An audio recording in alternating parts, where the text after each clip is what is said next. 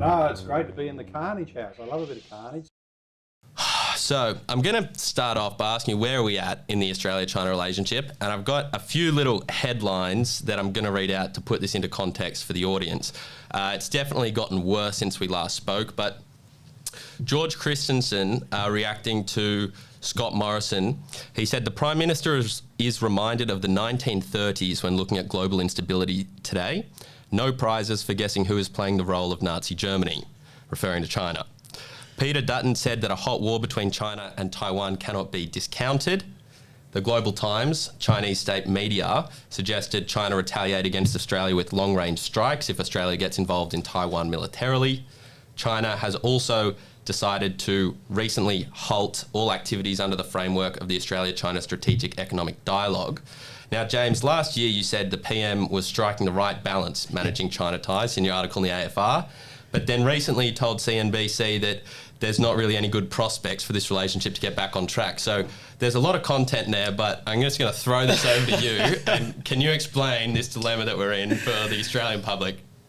Yeah, thanks, Dougal. Look, I'll just start off with an observation you made then, which was that 12 months ago, my view was pretty supportive and backing the Morrison government's handling of China relations. I remember that. When Morrison took on the Prime Ministership, a few things he said at the beginning kind of gave me some encouragement that he was striking a pretty useful balance between engagement with China, but also protecting against the risks. But look, I've got to be honest with you, over the last year, as I've watched things unfold, I'm losing that confidence. And what we seem to be in now is this downward spiral. Scott Morrison's own line on the China relationship is that we have, to quote him, we have done nothing to injure the relationship, nothing at all, right? In other words, it is all China's fault. Sorry, I just can't buy that. I mean, I'm not going to sign up to some, dumbass Team Australia approach because we have done things that have not been helpful. Of course, you mentioned a couple of examples coming from the Chinese side that haven't been unhelpful as well. So when the Beijing, the Chinese Foreign Ministry says it's all Australia's fault, well, I think that's also ridiculous. But that's the situation we're in. Morrison also says he's aiming for a new settling point. If we just stand up to China enough, eventually they'll back down. Now, I don't know what the hell gives him the confidence, or other people in Canberra, that we're going to reach a new settling point. What it seems to me is happening is that we're in an ongoing downward spiral. Yes, we may get to a settling point in the sense that you hit rock bottom, but that's not a settling point I think Australia should be happy with, particularly if other countries in the region are able to achieve a settling point with China that's at a much more productive level. So, maybe just one other final comment. There's been a lot of talk about war with China in Australia over the last 2 weeks. It's interesting. There's 10,000 kilometres between Sydney and Beijing.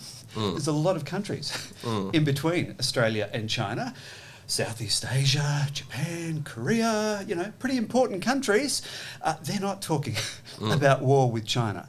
So, I just think any sort of critical self-reflection in Australia would ask, why is it that we're having such a vigorous discussion when all the countries that are actually closer to China geographically, and frankly, have much bigger geopolitical problems with China as well? I mean, maritime disputes, land border disputes in the case of China and India, they're kind of keeping calm while we're hyperventilating. So I'll stop there.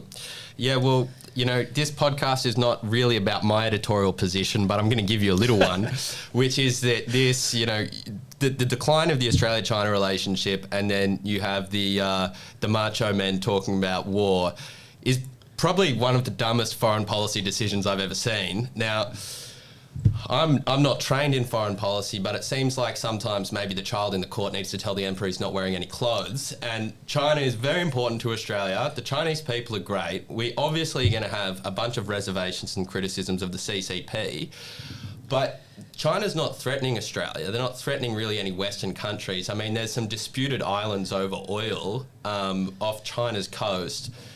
But I mean, America's got an extrajudicial prison in Cuba, so you know what are we saying? Like, we're going to get down into the nitty gritty and actually talk about what are some of the more specific issues in detail. But I noticed, I think it was Alexander Downer, wrote an article recently saying that the only way to fix the Australia-China relationship broadly is through some face-to-face meetings.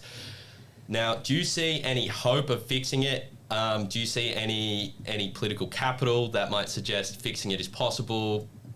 Or are we just going to be stuck in a downward spiral? Yeah, I think we're going to be stuck in a downward spiral because I see no evidence in Canberra for a bit of self-reflection, and a change of tact. Instead, what I see is a doubling down on the current approach.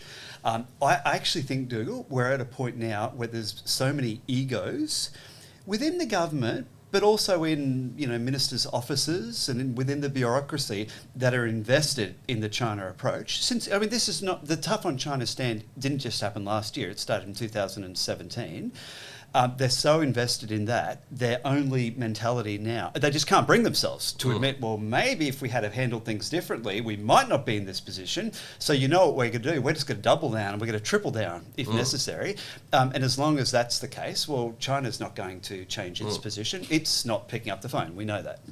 Well, it's an interesting kind of change in policy of 2017 when it almost like you didn't notice it because the media started parroting this line and the government policy started reflecting the more anti-China position, and it makes me think like the West, at least as far as I can tell, really started their relations with China in 1972 when Nixon went and visited, right? And that was under Chairman Mao, just right at the end of the Cultural Revolution, where they literally killed tens of millions of people. It doesn't seem to me that China's worse now than they were back then. It doesn't seem to me they're committing worse crimes in their own country or internationally than they were back then. What do you think is the reason for the change in approach from the Australian government or Western countries more broadly? Good question, and that is a fair point. We managed to, as in Australia's case, we managed to strike diplomatic relations with China in 1972, when China was if we think China's different from Australia in terms of interests and values now, well, back in 72, that was certainly even more the case. What is clearly different is China's power, right? So back in 1972, the ability of China to, push up against Australia's interests was pretty limited. The sizes of our two economies were actually quite similar. Just staggering now. Now China's economy is sort of more than 10 times bigger than the Australian ones. So that's plainly part of it. Look, the US comes into this as well. It now has declared China a strategic competitor. The US is used to being the top dog. Now China is a peer competitor to it, and that's producing some anxiety attacks, not only in Washington, but also in Canberra, because deep in the Australian psyche is this fear of abandonment that Alan Gingell, an eminent Australian foreign policy practitioner, wrote a book about in 2017, and this desire to attach ourselves to a great and powerful friend. So we worry that our great and powerful friend may not be so great and powerful now when they're stacked up against China. Maybe a type of submissiveness in Australia's deep psyche. Now, it's. I was wondering why you were smiling when I was giving that answer. Yeah, my mind tends to wander on these things. Now, when I have personal conversations with people about China, I often find when I get down kind of past the issues of, China's done a bad thing, and then I say, well, so have we. Why are we so angry at them? Yeah. At the bottom of it, I usually get to this level of I am more comfortable with America being the world police than China, and I would rather America be in power than China.